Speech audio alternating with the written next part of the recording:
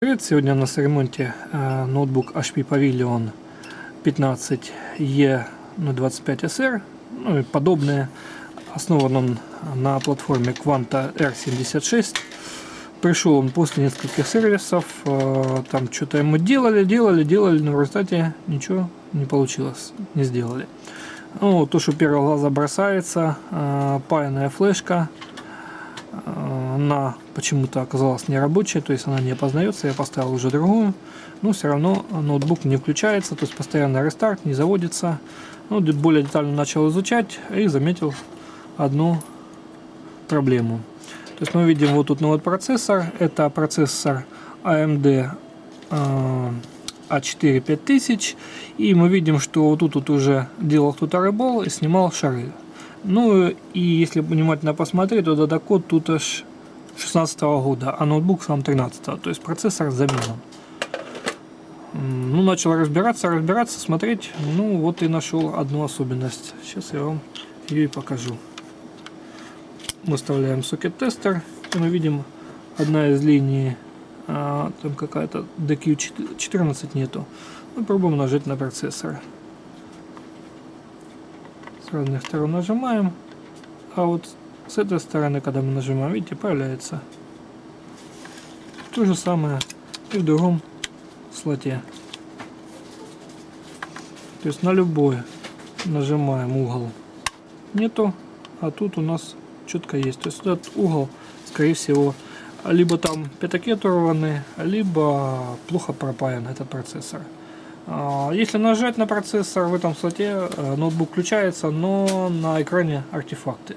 Я думаю, так как тут все в процессоре, то же самое, то есть отрыв где-то по шине LVDS. Давайте сейчас снимем и посмотрим, что там под ним. Итак, отпаял я данный процессор, вот он сейчас лежит, его видно, все шарики припаяны, с этой стороны то же самое, все припаяно. Ну, давайте проверим линию, та, которая у нас при нажиме бы уходила в обрыв. Вот она на самом, понятное дело, углу. То есть вот этот шарик, скорее всего, не касался, либо процессор был на бессвинце и не выдержали температуры, либо какой-то мусор попал туда и не пропаялось. Вот недостаток флюса, что-то еще. Но я по всей видимости вижу, что это новый процессор, и по его дата-коду, по его цвету, по того, как я увидел, когда он первый раз стоял, то есть, ну, видно было, что процессор новый, не бэушный. То есть сейчас я перекатаю его на свинец и поставлю его на место, и посмотрим, что из этого получится. Надеюсь, он заработает. Запаяли мы чип, у нас все нормально в двух слотах. Ну, давайте включим, проверим, соберем и узнаем, что получилось. Данный ноутбук, все работает, то есть полный функционал, проверили USB, все в порядке. LVDS то же самое, когда тогда прижимаешь, работал, ноутбук включался, но были небольшие артефакты, зеленые полосы. Сейчас после перестановки чипа, то есть рыбола, данные все проблемы ушли. Клиент говорит, что в данном ноутбуке процессор не меняли, то есть все остается загадкой. Чип однозначно новый, это было видно и по дата-коду, и по тому, что он паянный. То есть остаются вопросы, почему там был какой-то отвал, то есть это либо не пропай, то есть чип заменили, он включался, работал, через определенное время появились окислы между шариком и пятаком, и он начал отслаиваться, и вот это вот возникла эта проблема.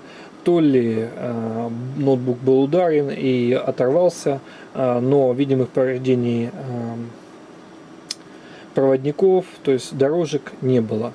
Можно было ли, все задают вопрос, можно ли его было просто пропаять, и он заработал. Да, можно было пропаять и просто заработал, но мне после двух сервисов надо было точно быть уверенным, что там все в порядке с пятаками, все в порядке с дорожкой, с маской.